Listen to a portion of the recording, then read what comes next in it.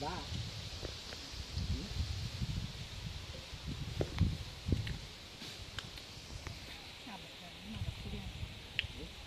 বদলা গই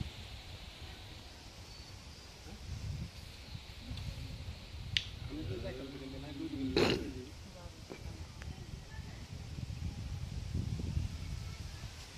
দুই দিন আস্তে সব বসতে না